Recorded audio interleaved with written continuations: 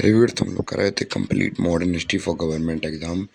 और आज हम लोग डिस्कस करेंगे थर्ड राउंड टेबल कॉन्फ्रेंस और गवर्नमेंट ऑफ इंडिया एक्ट 1935।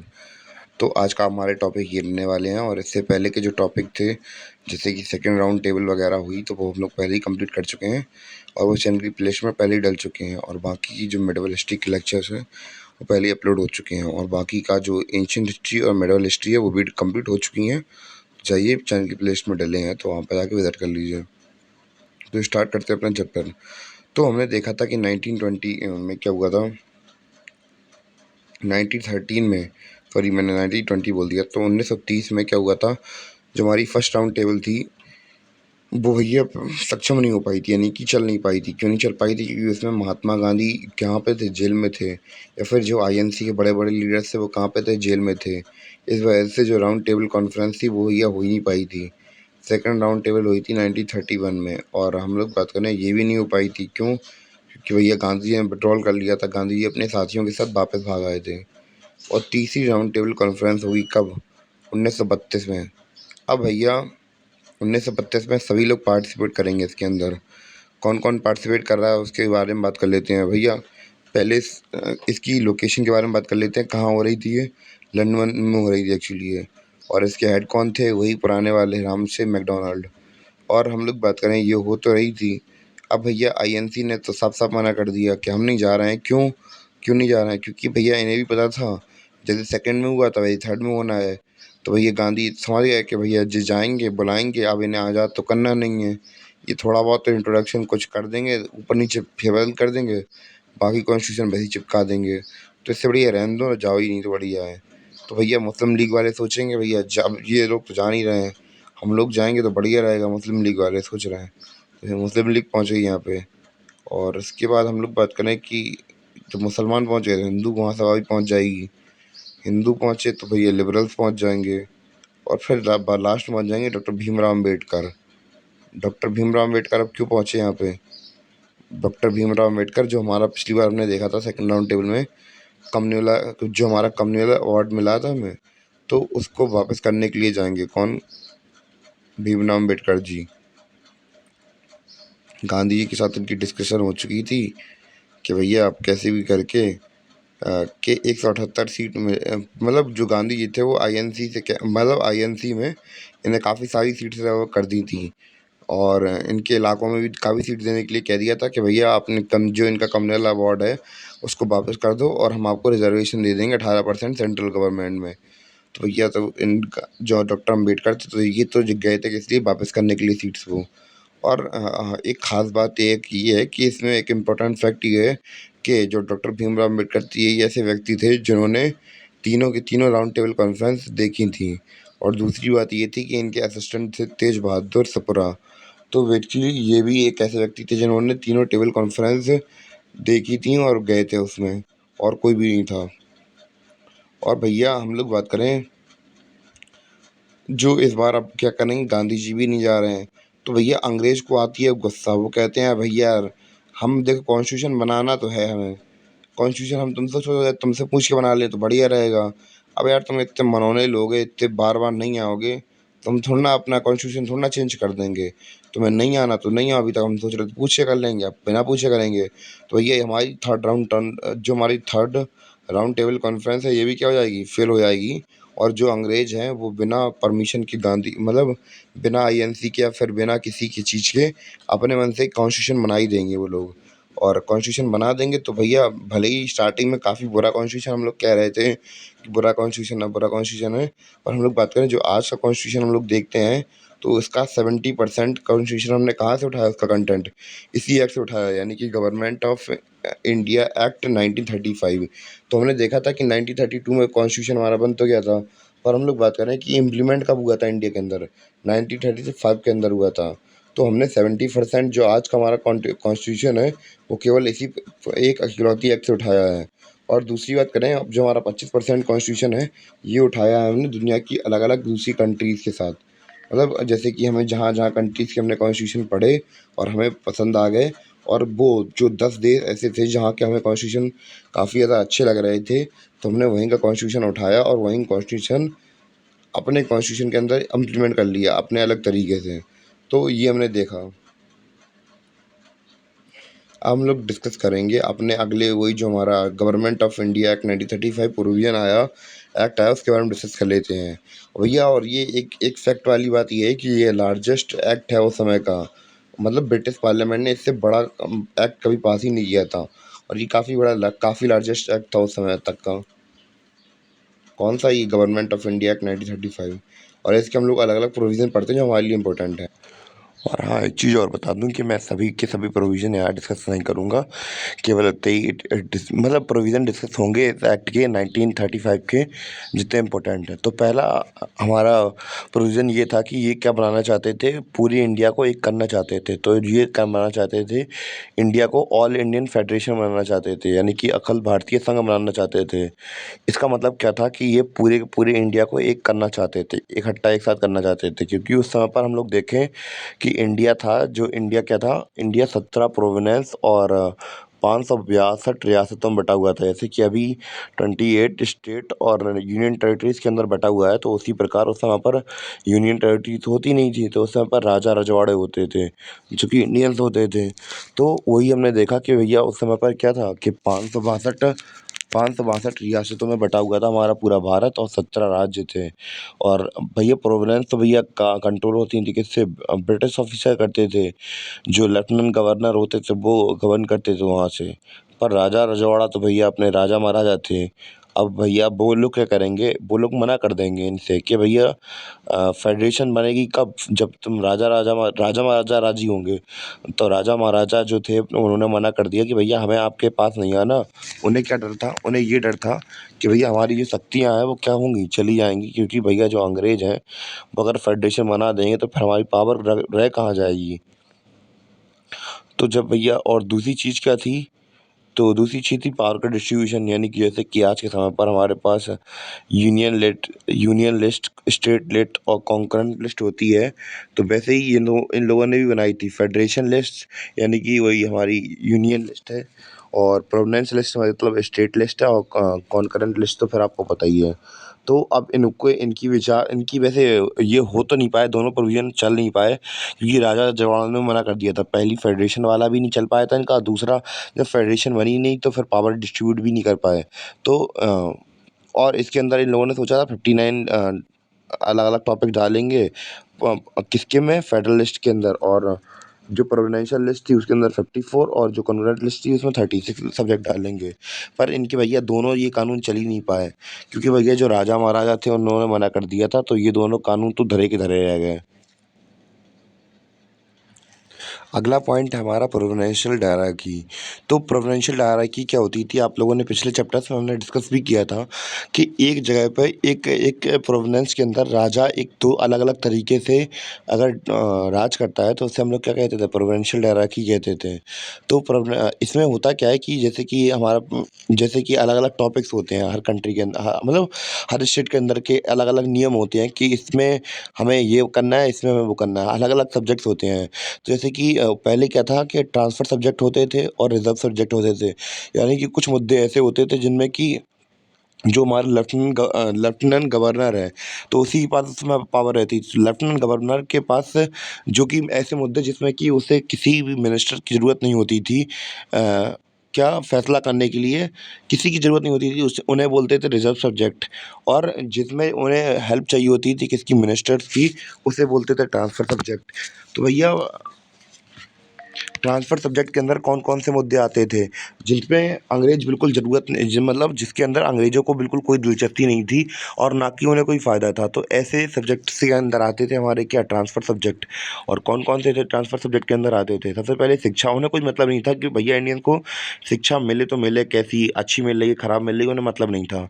दूसरी थी भैया हेल्थ, स्वास्थ्य से लेकर भी क्या करना, मर जाओ तुम जाके, उन्हें यही, उनका तो यही कहना था। तीसरा था कृषि, एग्रीकल्चर।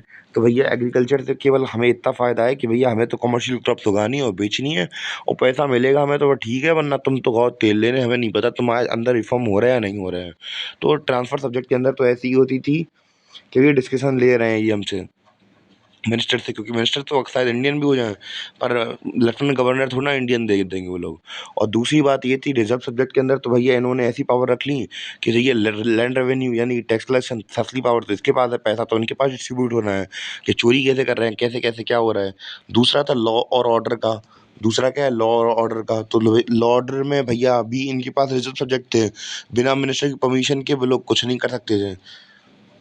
मतलब बिना परमिशन के भी ये अपना काम कर सकते थे। तो भैया अब ये लोग होशियारी कर रहे थे। तो इस बार ये जो नया एक्ट निकल के आया वो गवर्नमेंट एक्ट 1935, तो इसमें क्या हुआ कि जो जो हमारी प्रोविडेंशियल डायरार्की थी, इसे पूरी तरह से एबॉलिश कर दिया गया। क्या कर दिया? एबॉलिश मतलब होता है खत्म कर दिया इन्होंने। और भैया प्रोविडेंशियल सब्जेक्ट थे, तो उसमें रिज़र्व सब्जेक्ट और ट्रांसफ़र सब्जेक्ट का सिस्टम ही हटा दिया इन्होंने। और जो प्रोविडेंशियल सब्जेक्ट थे, अब भैया इन्हें क्या करना पड़ेगा, अब इन्हें हर कानून को बनाते वक़्त क्या करना पड़ेगा, मिनिस्टर्स की हेल्प लेनी पड़ेगी। क्योंकि भैया जो सेंटर में अंग्रेज बैठे थे भैया, ये लोग कह रहे थे कि भैया जो प्रोविडेंशियल स्टेट के जो गवर्नर्स होते हैं, ये बदनामी करते हैं हमारी भैया, ये मिनिस्टर की हेल्प नहीं लेते हैं और फिर दुनिया भर में बदनामी करते हैं हमारी कि भैया अंग्रेज चोर हैं। तो इसलिए इन्होंने क्या कर दी, ये प्रोविडेंशियल हायरार्की को हटा दिया और प्रोविडेंशियल ऑटोनॉमी को स्थापित कर दिया इन्होंने। तो इस ऑटोनॉमी का मतलब ये है कि मतलब कि एक स्वतंत्रता मिल गई एक तरीके से हम लोगों को कानून बनाने की, और मतलब एक तरीके से कहा जाए तो लॉज बनाने में इंटरफेयर करने की। पहले तो ये परमिशन ही नहीं देते थे, जो मैटर होते थे वो सब्जेक्ट रिजर्व सब्जेक्ट के अंदर रखे थे, तो भैया परमिशन ही नहीं थी कि अगर उनकी मतलब बिना परमिशन के बना सकते थे ये लोग रिजर्व सब्जेक्ट के अंदर। अब हम लोग बात करेंगे अपने अगले प्रोविजन के बारे में, सेपरेट इलेक्टोरेट। तो भैया सेपरेट इलेक्टोरेट की अगर हम लोग बात करें, तो जैसे कि हमें पहले पता था किसे किसे पहले की इन लोगों ने 1935 से पहले किसे किसे सेपरेट इलेक्टोरेट दे दिए थे इन्होंने। तो भैया हम लोग बात करें, मुस्लिम लीग को मिल चुके थे, और यूरोपियंस जो इंडिया के अंदर रहते थे उन्हें मिल गए थे, इंडियन क्रिश्चियंस को मिल चुके थे, और कई कई लोगों को मिल चुके थे। ये तो हमने देख लिए थे पहले ही। और अब 3 नए ग्रुप्स को और इन्होंने दे दिए कि भैया और कैसे भी करके बँटवारा हो जाए देश का। पर जब भैया ये लोग तुम्हारे लिए बुरा सोच रहे थे, पर गलती से अच्छा हो गया, क्योंकि भैया पहली वुमेन्स को कभी भी हमारे देश में इतनी अहमियत नहीं मिली है। तो भैया इन्होंने क्या किया, वुमेन्स को पहली बार क्या दे दिए, सेपरेट इलेक्टोरेट दे दिए। और भैया सेपरेट इलेक्टोरेट का मतलब क्या था कि भैया एक ऐसे क्षेत्र जहाँ से मतलब औरतें जगह ज़्यादा रहती हैं, वहाँ से इन्हें क्या दे देंगे, सीट दे देंगे। और उस स्टेट के अंदर उस क्षेत्र के अंदर केवल वुमेन्स ही वोट कर सकती हैं, यानी कि इनकी सीट कंफर्म हो जाएगी वुमेन्स की। तो ये होता था हमारा सेपरेट इलेक्टोरेट के अंदर।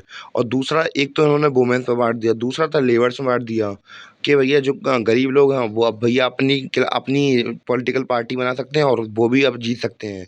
और तीसरा ये दलित। अब भैया आप लोग सोच रहे होंगे दलित तो भैया हमने पिछली बार देखा था भीमराव अम्बेडकर ने वापस कर दिए थे, जो इन्होंने अलग से कम्युनल अवार्ड दिया था। तो भैया इन्होंने कर तो दिया था, फिर से इन्होंने दोबारा इंट्रोड्यूस करा दिया, जिससे कि जो भारत देश है उसका बँटवारा हो सके, जो लोग आपस में ही फूट जाए। तो भैया भी करना तो चाह रहे थे, बुरा हो गया भैया। अच्छा, तो भैया हमारे जो कंट्री के अंदर जो हमेशा कभी से मतलब कभी भी जिन लोगों को कभी भी इतनी तवज्जो नहीं दी गई थी, कभी भी नहीं मिली थी इन लोगों को। एक्चुअली बता दें, गरीबों को, दलित्स को, वुमेन्स को कभी भी किसी ने नहीं दिया। चाहे वो गुप्त पीरियड रहा हो या फिर दूसरे पीरियड रहा हो। चाहे हम लोग पुराने एंशिएंट टाइम से देखते आ रहे हो, तो इनके साथ भैया बहुत बुरा बिहेव किया जाता था, औरतों के साथ, लेबर के साथ, यानी गरीब लोगों के साथ और दलित के साथ बहुत गंदे बिहेव किया गया। तो भैया कुछ तो गलती से ही सही इनके साथ कुछ अच्छा हो गया हो।